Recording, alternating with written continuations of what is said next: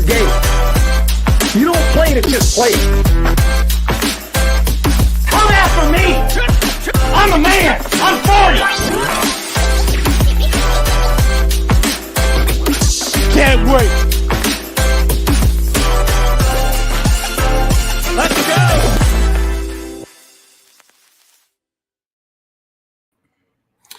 Good morning and welcome. It is Coffee and Sports. It is the morning show here on Sports Empire Network. Thank you so much for making us part of your morning routine, whether you're watching on Facebook or YouTube, or maybe you're over live on Roku TV.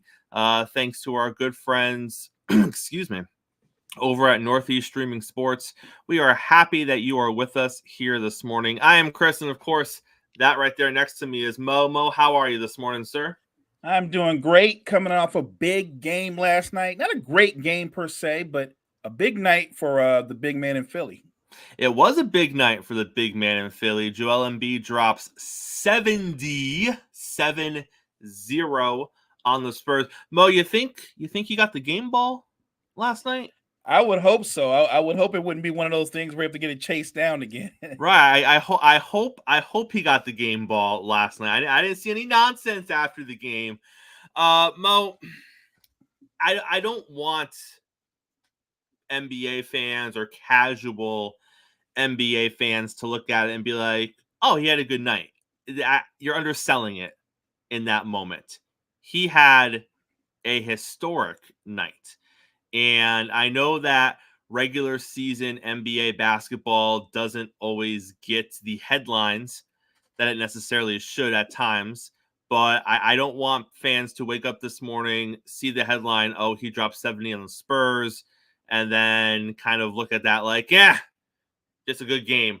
Mo, it's Right, more than right. it's more than that, right?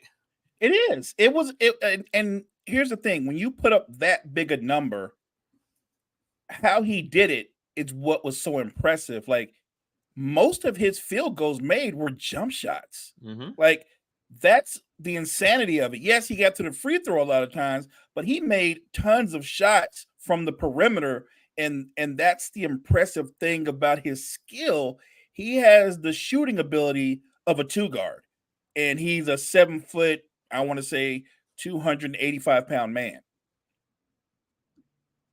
Mo, when you look at the current standings in the NBA, Philly, where we sit this morning, they would be the third seed. They're just behind the Milwaukee Bucks, half a game behind the Bucks. Boston is still the front runners in the Eastern Conference. Obviously, those three teams, you talk to different people, they're going to have different opinions. But I think if you talk to the majority of the NBA landscape when it comes to the Eastern Conference, you're going to get one of those three teams, Boston, Milwaukee, Philadelphia, as the favorite to come out. Sure, you might get someone that says the Knicks or the Cavs or someone that gives the Heat a chance. But really, it's going to be one of those three. As you see, and this isn't the first time this season. Embiid has had a few moments this season where he really has not only completely taken over a game, but he has by far and away been the most dominant player on the floor. And you could make an argument that he is ceiling as a player with the way he's playing this season is that he could be the most impactful player or most dominant player on the floor in a lot of different games versus a lot of different teams. That being said, there's always this lingering thing with Philly when it comes playoff time.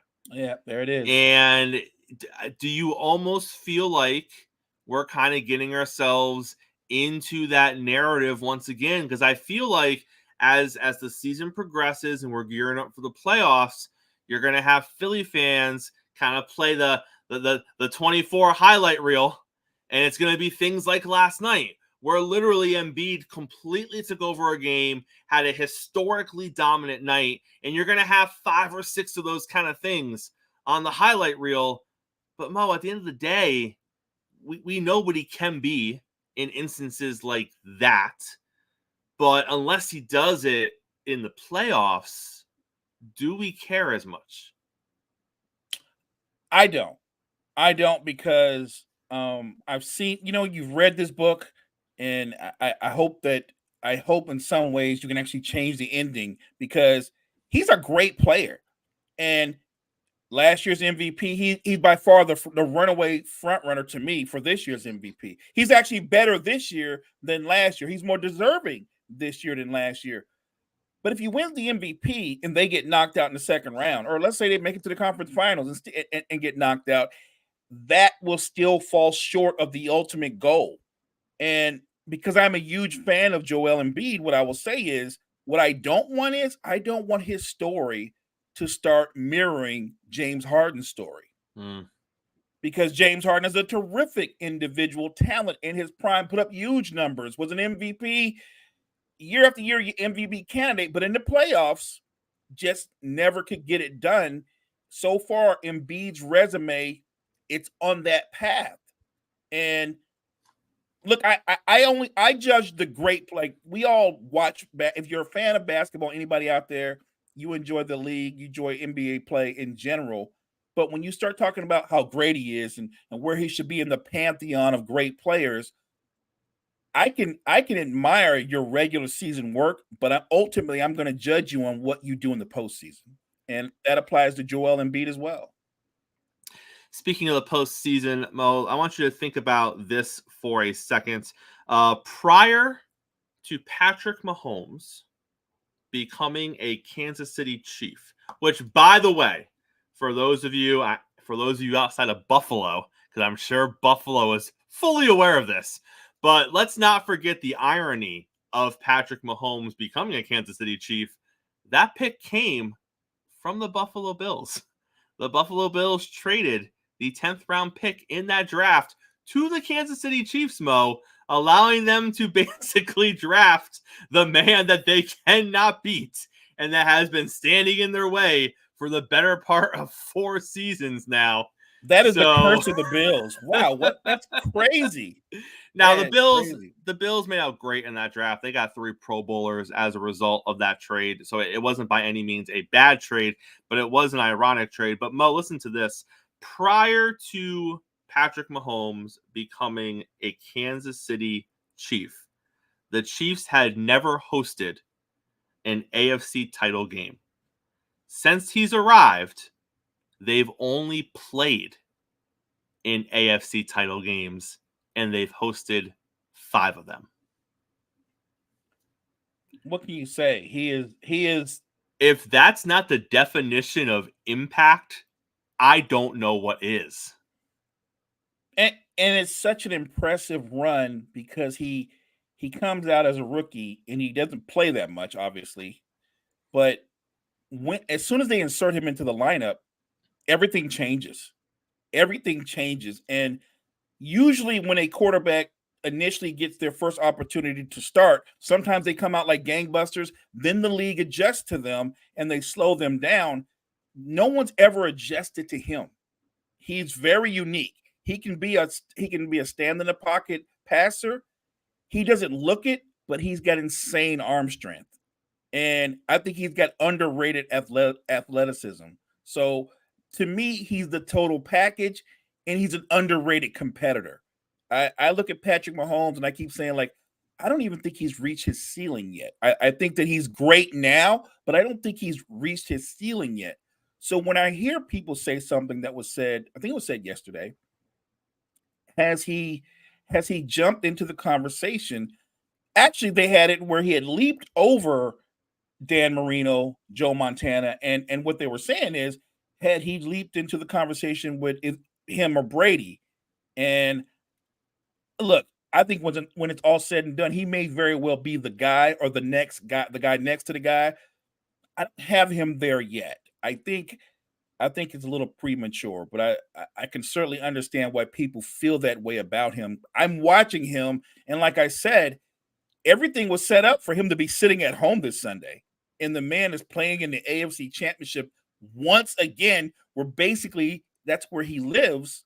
He's an amazing player. So if you're one of those people to say, well, I think Patrick Mahomes is right there with Brady, I'm not going to call you crazy. I'm just pausing that for right now, but I don't think it's crazy talk. It's on point with the kind of career that he's having, Chris, already. And he's still a young man. I think people forget that. I know it feels like he's been around forever, especially if you're a Bills fan. But that was like a cheap shot. My bad. Too soon. Too soon. I just have a lot of respect for Patrick Mahomes. Patrick Mahomes is now tied for 7th all time with 13 playoff victories. He has as many playoff victories as Brett Favre and Ben Roethlisberger and Roger Staubach, and he has more than Aaron Rodgers. If he wins the Super Bowl this season, he will be alone in 3rd place for a number of Super Bowl trophies as a quarterback, and that would put him only behind Tom Brady and Joe Montana. He's not even Bradshaw. 30 yet. Yeah, and Bradshaw. He's not even 30 yet, Mo. Not even 30. And in this era, these guys are playing, right? They're playing into their late 30s, maybe early 40s. If God forbid, if he can stay healthy, the path for, like I said, I'm not going to argue with somebody who thinks he will ultimately end up being at the top of the top tier of all-time great quarterbacks. I have no argument with you if you think that's where he'll end up, because I think you have a strong case. Right now, today, do I have him number 2 all time? I don't. But that, I don't think anybody that does is that. I don't think that's crazy talk. He's a special talent. You pointed out something that I knew it, and it still blows my mind. He basically lives in the AFC Championship game. So their season is AFC Championship game or Super Bowl. But it's never been like, well, knocked out in the first round or didn't make the playoffs. Like the man lives to contend for a Super Bowl. That is the epitome of, we found that is a franchise quarterback. That's a franchise quarterback. There's guys that may go on a great run here and there, but that is if you wake up every year and go, we're a contender for the Super Bowl, but we lost this guy, we still got Mahomes, we're good. That's a franchise quarterback. Mo, if you're the Buffalo Bills this morning, I'm going to give you a silver lining. I'm going to go silver lining for Buffalo, and then we're going to further break down what I think needs to happen in Buffalo. But let's go silver lining. If you look at the last 5 seasons, the team that beats Buffalo in the playoffs has never won the following week. And that includes the Kansas City Chiefs twice. So if you're Buffalo and you're looking for something to hang your hat on this morning, apparently it takes so much energy to knock off the Buffalo Bills that no one's able to garner the mustard the following week to continue on with their postseason journey. And let's believe that every Buffalo Bills fan is a Baltimore Ravens fan this upcoming weekend, because they do not want to see the Chiefs roll to another Super Bowl after coming through their place. And as of right now, Mo, history is on their side. We'll make our picks later in the week, but just throwing it out there, 5 for 5, the last 5 seasons, the teams that beat Buffalo in the playoffs do not win the following week. Wow, that's like the reverse Bills curse. Correct. So, Mo, I want to throw a couple things at you. And both of these were in our group chat, so I'm sure you've already saw them. First thing, if you look at Josh Allen's playoff career, we know who he's lost to. He's lost to Patrick Mahomes 3 times. And then sandwiched in there is a loss to Joe Burrow. So he's 0-3 against Patrick Mahomes in the playoffs. He's 0-1 against Joe Burrow in the playoffs. He's beaten Phillip Rivers, Lamar Jackson, who left the game in the second half with a concussion. Injured, right. Mac Jones, rookie Mac Jones.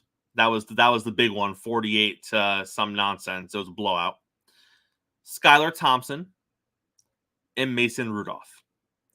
So if you look at the quality of quarterback that Josh Allen has beaten, because let's be honest, in the playoffs, 2 things happen. 1, you play better defenses. And 2, you play better quarterbacks. You are a lot more likely to see an elite quarterback on the other side of the field if you are playing playoff football. Great. unless you're Josh Allen and the Buffalo Bills, because they've been very fortunate, Mo. Mason Rudolph, third-string quarterback. Skylar Thompson, third-string quarterback. Mac Jones, rookie quarterback. Lamar Jackson, soon to be a two-time MVP. He didn't finish the game. And then, of course, Phillip Rivers, future Hall of Famer. But let's be honest, that was the Phillip Rivers retirement tour, and he was a shell of the Hall of Famer. No question. That we are going to go into. So I don't judge, Mo, who, because we don't criticize wins, right? We agree. We don't. You beat who's in front of you, and it is what it is. So I'm going to point out to you, Mo, who Josh Allen has beaten, and you can draw your own conclusions, but we're going to focus on who he has lost to, and that is Patrick Mahomes and Joe Burrow. And Mo, they're not going anywhere. That is who Josh Allen is going to be playing deep into the playoffs for conceivably the next 6 to 8 to 10 seasons. So, Mo, I ask you this. If the resume shows, and by resume, I mean, what have we done with Sean McDermott? If the resume shows that we beat average to below average to not very good quarterbacks in the playoffs, which you can't control who you play, it is what it is. Right. But you can't beat the ones that are better than you, or you can't beat the ones that you know are going to be there year after year, Mo.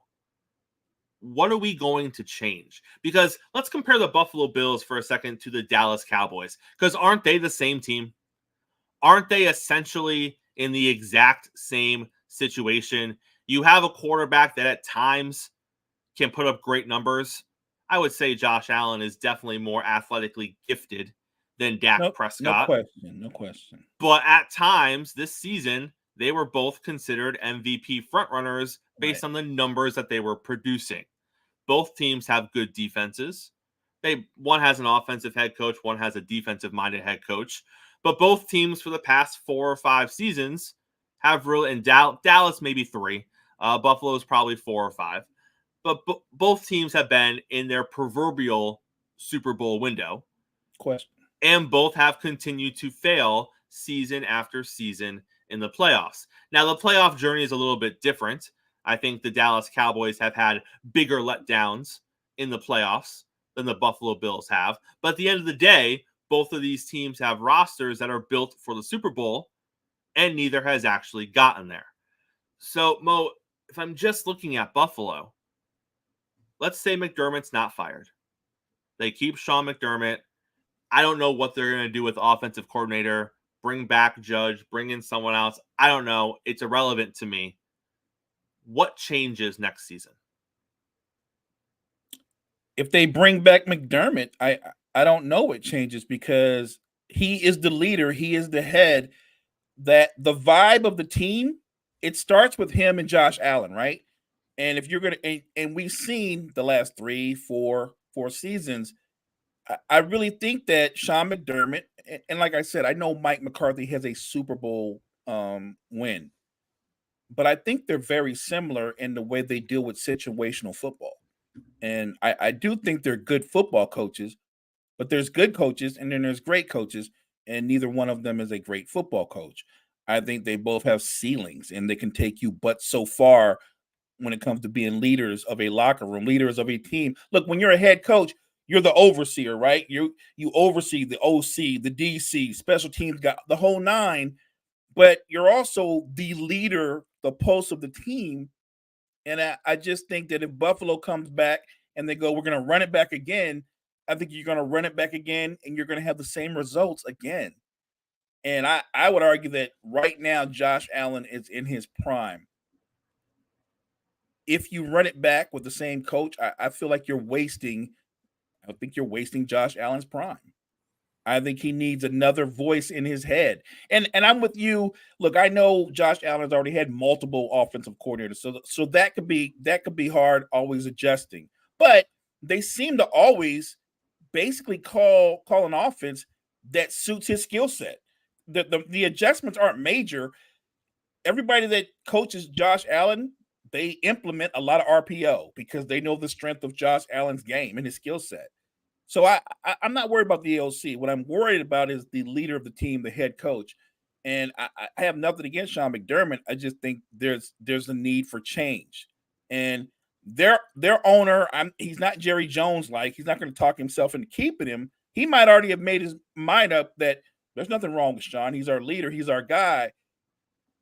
And you can bring him back, and you'll have another good season. Maybe you'll win 11 games, 12 games, and then you'll lose to Patrick Mahomes again in the playoffs. And it might be a great game, but it won't matter if you lose again. They need a change. And there are guys available right now. I'm not just talking about the two big names. There's some talented offensive coordinators. I can't remember his name right now. You probably do. The Lions offensive coordinator learned under Shanahan. That guy's going to be somebody's head coach. Be smart, Buffalo. That guy right there. He will change your offense. He because he learned under Shanahan, he will implement the run game more. And I mean the run game with the running backs more than with your quarterback. There'll be a unique balance. I just think there needs to be change. You might disagree, but I think that Buffalo, you don't need a complete overhaul. You need a new leader. I would have fired Sean McDermott yesterday. And it's not a we're mad at you. It's not a you failed. It is we just need to get to the next level, and we don't think you're going to get us there. But thank you for everything you've done. Correct. We do think you're going to win 10, 11, 12 games next season. Heck, we even think you might win the division again for us next season. Right. But we're past that. We're past it. The division titles are great. The double-digit wins are great. The winning a first-round playoff game every other season is great. But we need a Super Bowl appearance. That's what we need now. And we just don't think you're that guy. And Mo, it's okay. I don't know why Buffalo fans are so hesitant for change, because if you know what you're signing up for and what you're signing up for isn't where you want to be, then what are we doing? Look at the last 10 games for Buffalo. This stat absolutely blew my mind. Stephon Diggs in the last 10 games has been targeted 80 times. That makes sense. 8 targets a game. I would actually have thought it would have been a little higher. I would have thought he would have been in the high 9s, low 10s averaging for targets. But 8 sounds about right for Stephon Diggs. In that same amount of time, Shakir has been targeted 37 times for the Bills. Half of what Diggs has been targeted. A little less than half. Again, makes sense to me, right? Diggs is going to get the lion's share.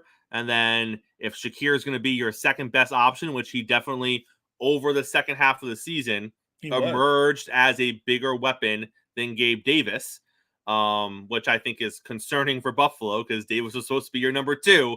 But if Shakir is going to be that, that's fine. So it makes sense that he's getting about half of what Diggs is getting. But Mo, 80 targets for Stephon Diggs, 422 receiving yards, 37 targets for Shakir, 462 receiving yards. He is more productive on half of the targets of Stephon Diggs. And that is an issue with your offense. I'm not saying it's a Josh Allen issue. I'm not saying it's a Stephon Diggs issue. But it is an issue. And they are all involved in it. And what I'm seeing from Buffalo, Mo, is if you just look at the season as a whole really encapsulates the issue of Buffalo.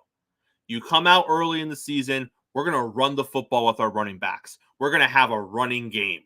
And they kind of do it, but they kind of don't do it. And then they kind of fall back into the Josh Allen trap. And then they're like, nope, this isn't working. Ken Dorsey, you're gone. We're going to bring in someone new. He's going to focus on the right. He did. Until the game started to matter more. And when the game started to matter more, we fall back into our old habits. And our old habits is leaning on Josh Allen. And Mo, I think that comes from the top.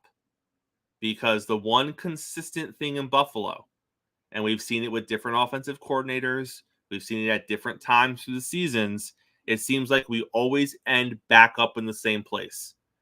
Josh Allen doing too much. The turnovers weren't an issue in the playoffs. I was surprised. I was wrong about that. They weren't. He tried very hard to turn the ball over on that last drive, but he didn't. So credit where credit is due. But again, you're going away from what worked earlier in the season, and you're putting more on Josh Allen's plate, and you're still coming up short. And Mo, for me, the one consistent besides Josh Allen has been McDermott. And that's why I think nothing changes if McDermott is still your head coach next season.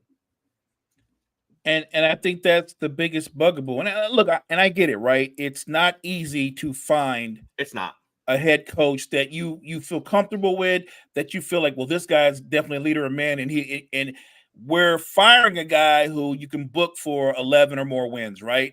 Who will have us in the hunt. We'll probably win the division. If not win the division, we'll still be right there.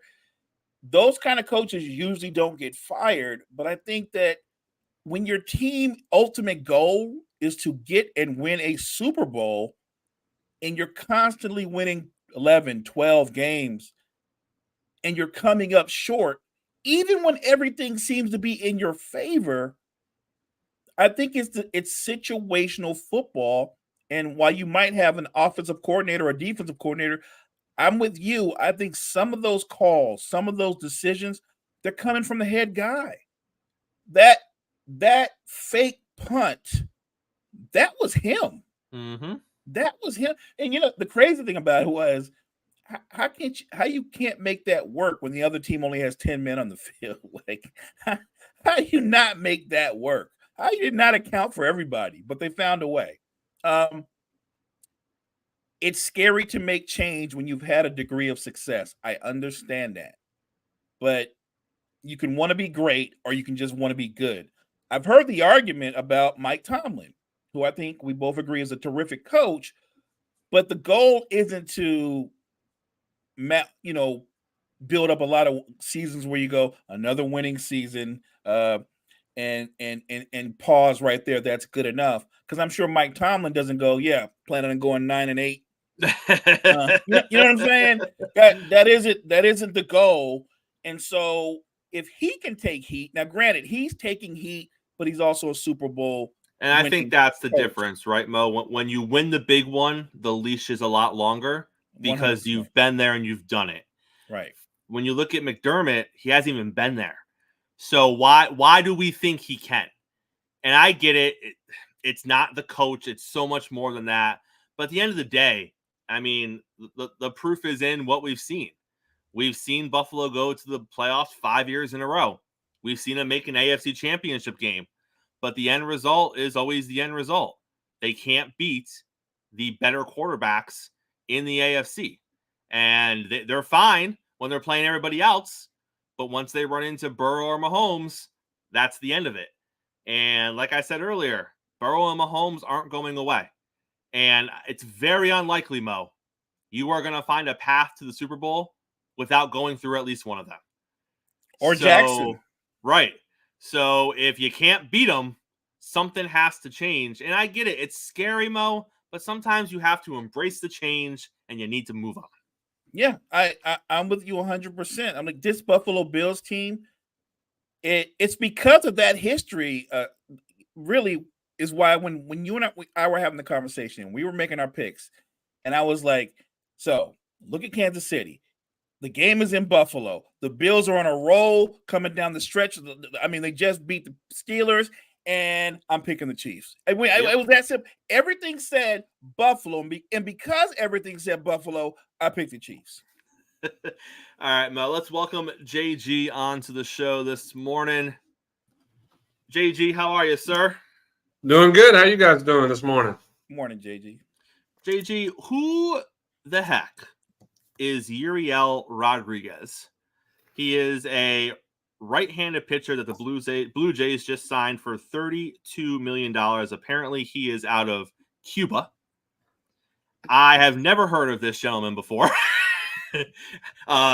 Usually, the Yankees are connected to everybody, even if they have no chance of getting them. The Yankees were never connected to this young pitcher. Who is he? Is he going to make an impact on a Blue Jays pitching staff that desperately needs somebody to make an impact on their pitching staff? And is the money where it should have been for this pitcher? 4 years, $32 million. He's an intriguing player. Again, I off the top and beginning of the year, I don't know if he's going to make much of an impact. He'll get a chance, but probably halfway through the season. We're talking about a kid that he's bounced around in the Dominican leagues. He's pitched in Japan. It's an intriguing option. It's a low risk, high reward type of opportunity for the Blue Jays that they can get something out of this kid. He's young still. He's been pitching, throughout professional baseball, in foreign leagues since he's 18, and he's 25. He'll be 26, 27 years old, I believe, right now. So he's definitely an intriguing prospect that will get an opportunity to pitch with the Blue Jays this year in the big league club. But again, at the same time, it's one of those things that unknowns. How's he going to handle MLB hitters? And for someone who's bounced around for a while and who's been around in professional balls, maybe someone like that, it's kind of the same conversation we've had about Yamamoto and we had with Shohei. How are they going to handle it? But the experience of professional ball, even in Japan or even in Dominican or in the Caribbean, you get a chance to face some of these guys. You get a chance when you have opportunity, we see a lot of, Ronald Acuna and Marcell Ozuna, Rafael Devers. Those guys will go to the Dominican and they go to the Caribbean and the winter leagues and compete against each other. He's pitched against these guys before. So I think we're going to see something pretty intriguing out of him. Again, it's a low risk, high reward that the Blue Jays are going to take a chance with. Will it pay off to where he's a top rotation guy? I don't think so as of right now. I think he's a depth piece in the rotation when he gets the opportunity. But it's an intriguing option that the Blue Jays have taken. The Pittsburgh Pirates sign Aroldis Chapman for 1 year, $10.5 million. As a Yankee fan, I roll my eyes at that. I think, and I'd love to hear your thoughts on it. First of all, I think good for him, because you literally look at somebody who did not leave New York gracefully. There weren't many people who thought he had much in the tank after he left New York. He pitched pretty well, I think, in Texas. I don't think it was terrible by any means. And at his age, he's still making $10.5 million in Major League Baseball. So for me, JG, I look at it and I say, good for him. And then he goes to a team in Pittsburgh. I know the Mets were interested in him too. I don't know why. We're going to talk about the Mets in a second. I don't know why the Mets keep popping up as being interested in anything. But he goes to a team in Pittsburgh. There's not going to be expectations there. The Pirates aren't going to be a good baseball team. He is going to make his $10.5 million. He's going to pitch in a bunch of relief appearances that nobody is going to really watch. And if you love to play baseball, he just is going to get to relax and play baseball. And that's not bad, JG. That's not bad for somebody in the back end of their career. So, like I said, hats off to Aroldis, because that's a pretty good deal. Well, and as well, this is very similar to what he did in 2023, where he signed with the Kansas City Royals, a team that had no business to make a move as such, but it was a move for him to at least put up numbers and be able to be a trade piece at the deadline in the summer, in which Texas took a chance in later in the summer and brought him in, and he was a integral bullpen piece to that team making the World Series run. Is he a closer still? I think that's the debate right now. Are we still talking about Aroldis Chapman being a closer? I don't know. And he was not used as a closer with the Rangers after they traded for him in 2023. He was more of a setup guy in the back end for Jose Leclerc. He was used as a seventh inning guy at times as well in Texas. I think it's going to be the same thing here in Pittsburgh. You still have David Bednar, who's their closer in Pittsburgh, and he's one of the better closers in the game. So you have a chance to use Chapman in situations that will be useful for him, useful for your club, but at the same time for Pittsburgh. If we're talking about Pittsburgh still being a development team and they're not there to compete still, he's a trade piece at the deadline again for a contender. It kind of baffles me a little bit because he had good numbers in 2023 with the Royals. He had a 2.45 ERA. And that's a significant improvement from the 4.46 ERA he had in New York in 2022. So the numbers were bouncing back, and he was pitching much better in 2023. So I'm curious as to why a contending team doesn't say, hey, we'll bring you in. We'll take a chance on you from the beginning, instead of looking at it and saying, well, hey, we'll trade for you, and we have to give up prospects in the process to do so. So it's very intriguing. I'm not really sure exactly the reasoning of why some of these teams are still kind of avoiding Chapman. But if he continues, if he does what he did in 2023, in 2024 in Pittsburgh, we're going to see Chapman be traded again. A contending team's going to bring him in, and he'll get a chance to pitch in October one more time. And so let's say he ends up on a World Series winner again via trade this upcoming season.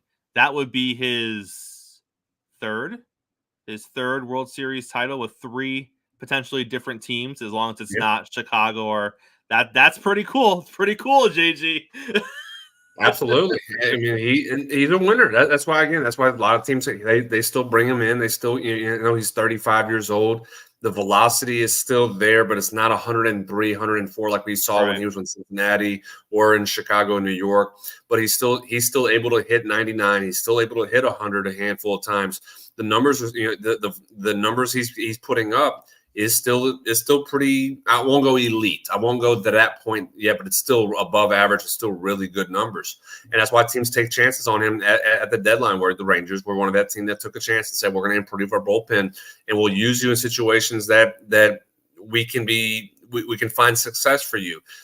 I think there's that sour note of 2022 in the Yankees where he, as a closer, it's just kind of something fizzled out for him, and I think that's kind of why teams are a little bit hesitant. That's why the Rangers did not utilize him as a closer.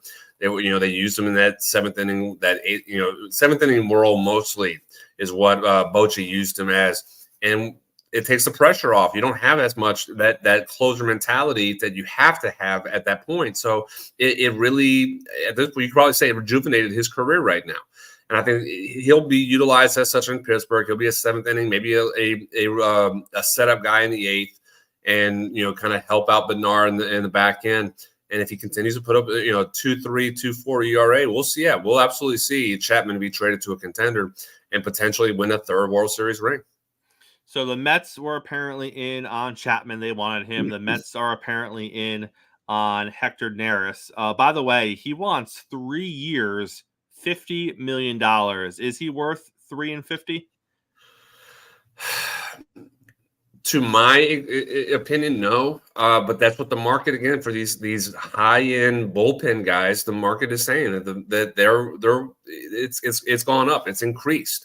And as the game continues to utilize and increase the value of bullpen arms, that's where these guys are starting to really get. It's kind of interesting because we talked about it yesterday about the starting pitching market with a little bit over the older guys and how that's decreased, but we're seeing an increase in the value of the bullpen arms. And that's where the new rules, I think they're kind of utilizing these bullpen guys a little bit more, where they're used to pitching pretty quick. They're used to pitching in a faster pace, and they're able to make a little bit more money on the backside. Is Neris worth that? Debatable. I would not be willing to pull the trigger on that. But if you're the New York Mets and you're just desperate right now to try to make something happen, make some moves, because again, you're getting Edwin Diaz back from the injury he had in 2023 from the WBC. We don't know how healthy he's going to be, into the season beginning part. So it makes sense for the Mets to try to bring in arms to help out at least until Diaz is fully healthy, ready to go. But the desperation on that side of the Mets is kind of why you have that high value for Neris. And it wouldn't surprise me if that's the market that he has right now because of such. And isn't this what Snell is looking at, saying literally what the hell? Because if Neris's market is 3 at 50, you just double it. Now you're 6 at 100 is basically the comparison. And he's being offered 6 at 150. And he's sitting here saying, there is no way I am only $50 million more valuable than a bullpen piece as the reigning Cy Young. And I get it. When I look at that, JG, I'm like, you're right. You are definitely worth more than $50 million more than a bullpen piece as the reigning Cy Young winner, even though you're 30. I get it. But like you said, that's where the Major League Baseball market is right now. And that is a tough pill to swallow for a starting pitcher when you're like, how are all these back end, not closers, just bullpen pieces making this? But yet you want to sign me for a lot less, and you want me to go out and you want me to pitch 6 or 7 a game. That's what you want to get out of me, but yet you're not going to pay me? That's crazy, JG. It is, and I would have to answer that as saying this is just poor timing in Blake Snell's career. Because if we're talking about 15 years ago, he'd make his money that he wanted. He'd get 250, and I don't think a team would blink about that. But the time in the market has changed, and they're looking at it saying that hey, you're 30 years old, you'll be 31 this year, or you're 30, or you're already 31. The rules have changed, and we're hesitant to give year-old the money that he thinks or what it used to be 10 to 15 years ago. Bullpen arms are becoming more valuable because that's what the rules are wanting. The rules are wanting the bullpen to be that more important, and you're still seeing managers make the decision of, hey, yeah, we have Blake Snell. Let's go back to the World Series that he pitched in 2020, and it was Game 7. And he went 5 innings. Blake Snell went, and that's Kevin Cash's mistake at the time. But they said our number one is only going to pitch 5 innings, and we're going to turn to the bullpen. That's where the value of the bullpen arms are in play now, because that is what everybody thinks is more valuable is a stronger bullpen, more so than who you have as a starting pitcher. Is it fair? No, of course not. Is it right? Absolutely not. And I would not agree to that. I wouldn't agree to that because, again, you have the number one. You have an ace, 2-time Cy Young winner. The value's there, but the market says otherwise, and that's where it's harder right now to look at and say Hector Neris, who's got a 3.24 ERA in his career as a reliever versus a 2-time Cy Young winner who has pitched in World Series games, has pitched really well throughout his career in postseason games, and they're saying, well, hey, yeah, your market's high, but it's not as high as you think it is. JG, 60 seconds left. Pete Alonso is obviously going to start this season as a Met. Is he going to end the season as a New York Met? Yes, he will. I don't see. I think the Mets really have to. They have to find a way to keep him, and even if they can't agree on a contract extension throughout the year, or even throughout the year going into spring training, they have no choice. They're going to have to keep him because they need the fan base to be happy. They need the fan base to show up. Because there's a lot of negativity surrounding this franchise over how the moves they made in 2023 with Scherzer and Verlander. They cannot sell completely. So yes, Pete Alonso will start the season in New York, and I believe he will end up finishing the season in New York as well. JG, always appreciate your time, sir. We'll see you on Thursday. Appreciate you, JG. Sounds good. Appreciate it, guys. Mo, always a pleasure to have JG here on the show with us. Some NFL news here, Mo. The Tennessee Titans have themselves a new head coach. I don't know where he came from. I don't know. I didn't know that he was interviewing. I did not know that he was on the radar for this coaching cycle. He has worked with some big quarterback names in the past. Is that why he got this job, Mo? I'm taking. I know I'm being a little silly. I'm not taking anything away from this gentleman. He does have a moderately successful career in the offensive ranks. He has been an offensive coordinator for Joe Burrow and some other big name quarterbacks in the league, Mo.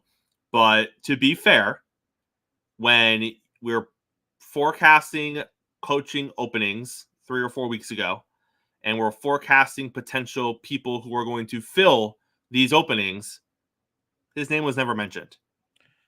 No, not when you think about all the talented young defensive and offensive coordinators out there for some of these teams that are still playing right now. Like those guys, you would think would have at least interviewed, or maybe they did, or maybe they weren't interested in the Tennessee job. But I'll say this: they went out, they didn't waste any time, they hired their man. So that tells me, and we had this conversation before. So unlike someone who I'm a fan of, and I think you are too, Eric Bieniemy, he's a good seller of himself. He went into that interview and he killed it. Apparently. And maybe he is the right man to not just be your head coach, but to go with Gene saying that I love. And I'm still waiting for my mug, Gene. Marry the quarterback to the coach, make it work. So yeah, good for Tennessee. The Carolina Panthers hire a new general manager. Great. I mean, there's so much turbulence in Carolina. They had to hire somebody in that spot. He's got his work cut out for him. Is he going to be able to just do his job and not have to look over his shoulders with his wild owner? I doubt it. Yeah. But we'll see. But Mo, the more interesting story that came out as far as coaches and coaching changes and coaching hires was this one. The Philadelphia Eagles have interviewed Ron Rivera to potentially fill their defensive coordinator role. And I'm curious to hear your take here, Mo. For me, the answer would be no. 100% no. You cannot keep Nick Sirianni and then bring in someone the caliber, the respect of a Ron Rivera when you are going to allow a clown to be your head coach. I don't see how that's a good idea.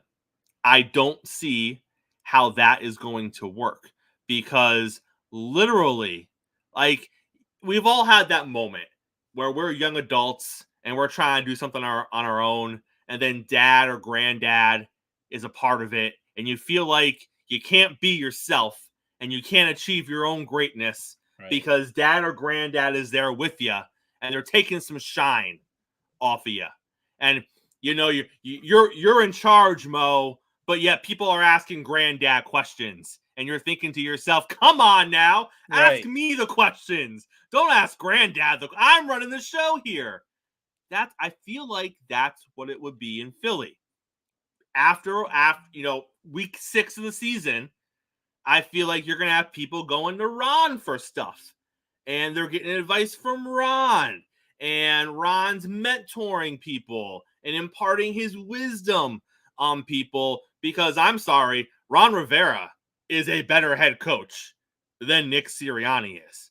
Ron Rivera is a better coach in general than Nick Sirianni is. I don't know why you would make him your defensive coordinator. Not because he can't do it.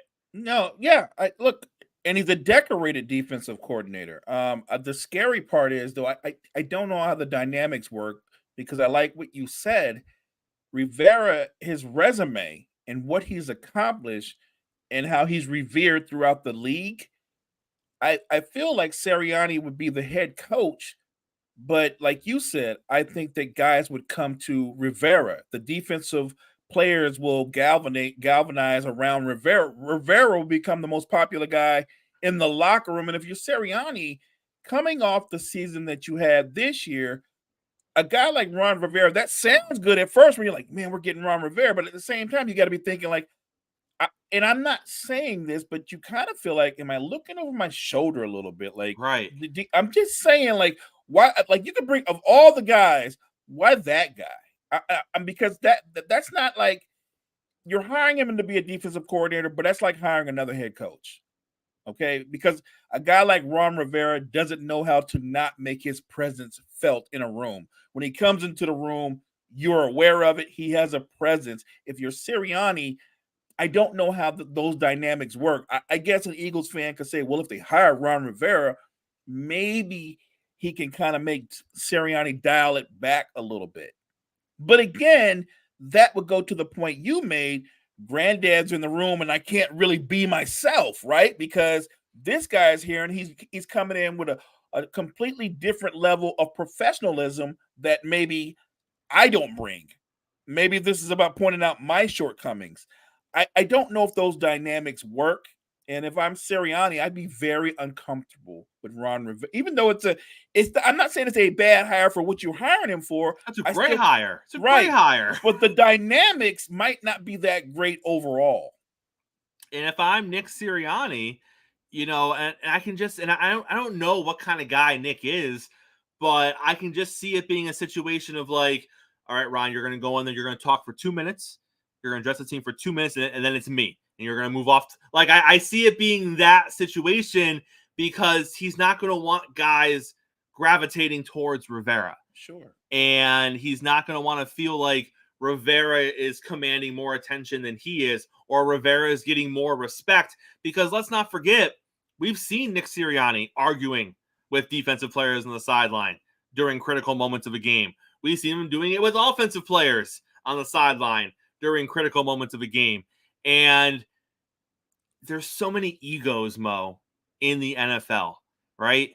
And it goes from the players all the way up to the coaching staff, all the way up to the front office. It is an ego alpha driven league. And if you have a clown for a head coach and someone who maybe isn't the most mature guy in the room, I don't know if bringing in somebody that is distinctively more mature and distinctively better at what his current job is the right move. I just think that it's in a perfect world, sure, he would mentor Nick and he would be a sounding board for Nick, and they would form this great relationship. And 10 years from now, Nick will be talking about how those 2 Eagles Super Bowls are because of Ron, and Ron changed him as a leader and changed him as a head coach. I just don't think we ever get there. But I love that story. Great story. If he was going to take it that way and embrace that, yes, in a perfect world, Sirianni's sitting there talking about, I wouldn't be the Super Bowl winning coach that I am if not for Ron Rivera. Like, I love that. And look, as a fan of football, I totally hope it works out that way. I just think that, like you said, it's such a alpha male ego driven league. You bring in another alpha, even though he's your defensive coordinator and he's a more distinguished, more revered coach, that can make somebody a little insecure. And I'm just saying, while it's a great hire, I don't now know how it works overall if you're Sirianni and you're looking over your shoulder and you're going, all those guys keep going to Rivera's office to talk to Rivera. How does that? Or what are they talking about? Oh, why do people keep going in there? Right. Because then you start getting paranoid, going like, wait a minute, Ron's the defensive coordinator. Why is Hurts going in there? Right. What are they talking about? Right. They don't have anything to talk about. Right. I'm just saying. We got 4 teams left in the NFL playoffs, Mo, and there could not be 4 different narratives for these teams going into conference championship weekend. We got the Kansas City Chiefs, who, let's be honest, Mo, they were bad this season. That was the narrative. This Chiefs team is the worst Chiefs team of the Patrick Mahomes era. This is the worst offense of the Andy Reid and Patrick Mahomes era. And Mo, even as we sit here today, I'm not going to fight that narrative. I kind of think this is the worst team of the Andy Reid and Patrick Mahomes era. But Mo, they're in the AFC Championship game again. They are. So clearly, if this is the worst iteration of the Kansas City Chiefs, it's still better than 85% of the rest of the league. That's insane. Right. Like, what? No Pro Bowl receivers. Look, I like Pacheco, but he's not a Pro Bowl running back. He's a really good running back. Kelsey didn't have a Pro Bowl season? No, he faded. Look, the offensive line is okay in the middle, but man, those tackles, they're not the best. They're not the best. Like, this is to me offensively by far the worst offensive unit that Patrick Mahomes and Andy Reid has had to work with. And yet here we are talking about them 1 game away for getting back to the Super Bowl. Here's something that's going to sound weird coming from a Niners fan. I believe this to be so. If Patrick Mahomes finds a way to beat this Baltimore Ravens team, I honestly, and I'm a Niners fan, and I want us to get there, and I want us to win it all. But if they beat this Ravens team, I think they go into the Super Bowl as the favorites. I don't care who they're playing against. That's what I believe. I mean, I know we're not making our picks, but I'm saying I think overcoming Josh Allen is just kind of a thing for Patrick Mahomes. But overcoming this Ravens team, because this defense, I don't care where you're ranked, this is the best defense in football. If you look at how Roquan Smith and company are playing, Roquan Smith, they don't talk about him for Defensive Player of the Year, but unlike some of the bigger names that faded late in the year, this guy seems to be getting stronger, playing at a higher level. And everybody on that defensive unit, they run, Chris. They're fast. They're hard hitters. They're great tacklers. And they usually make offenses adjust to them. I know we didn't get into what they did versus the young Texans, but the analysis is real short. They literally beat them into submission. Yeah. I mean, it was close for the first half. And then the defense came out in the second half and said, we know where your weakness is. You got the special teams touchdown. You're not getting anything else on us. And they didn't. And right. And it was almost deceiving because you're halfway through the third quarter and it's a 1-score game, but it didn't feel like that. There was never really a time where you were watching the Texans on offense and you thought they had a chance to win that football game. Because from start to finish, the Ravens defense pummeled the Houston Texans. It just took the Ravens offense a half to really get going. Right. But you never felt like CJ Stroud was going to put up a couple touchdowns because it just never looked cohesive for the Texans. And that wasn't because CJ wasn't playing well. That was because the Ravens defense was absolutely suffocating them. So it will be interesting to see what they do. But Mo, if Lamar loses, that's tough. With this defense, you're right. About to win your second MVP. And the weapons that he has, he does have a very good receiving unit. He has weapons at home. At home, if he loses, let me say this. I think we're always fair, and anybody in the chat can agree or disagree with us on the morning show.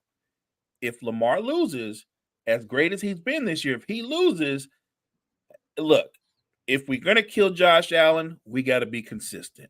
If Lamar loses, he's gonna take some deserved heat. I'm just saying, it is what it is. The best record in the league have dominated against the top Niners. They've beaten everybody. They've dog walked everybody. The Lions, yes, every good team they've played, they've obliterated. Think about it. I'm sure somewhere Baltimore fans are like, all we got to do is beat the Chiefs because we've already beat the hell out of the 49ers and the Lions. It's not like they can beat us. They have to be feeling that confident. And yet, you got to beat the Chiefs first. Like, that has to happen. And I have to think that Andy Reid has something up his sleeve. My guess is he's going to go no huddle a few times. You have to, because the Ravens make a lot of adjustments. But if you go no huddle, I think you can disrupt that defense a little bit. So I think Andy Reid has – look, you're playing for the right to go to the Super Bowl. Andy Reid is one of the great play callers in the game. I think he's going to come out and go balls to the wall for this one. All right, Mo. Great show here on a Tuesday. Close us out, sir. Appreciate you guys in the chat. We appreciate your support. Thanks to everybody that's watching Chris and me live. Thanks to everybody who will watch us later on today. Check out all the great content we have to offer for you on the Sports Empire Network. Check out the Empire. Make sure you're back here, same time, same place tomorrow morning. Gene from Wire to Wire is going to be here. We're going to have Will on the show to break down some NBA stuff. We're going to talk about Kevin Durant's greatness or perceived greatness. That's tomorrow. Gonna be a good conversation. All that and more. Same time, same place. Coffee and Sports. It's the morning show, and we'll see you in the morning. I mean, you can see right now, without LeBron, Lakers are struggling. Let me tell you about a team I hate, all right? I know the Dallas Cowboys fan is here, so I had to make sure he knew how much I hate this team. I'm ready. I've often said that the people who run baseball, they try very hard to ruin it. I'm from Brooklyn. I don't have a problem saying it to his face. Oh, I'm from Brooklyn. Hey, you guys any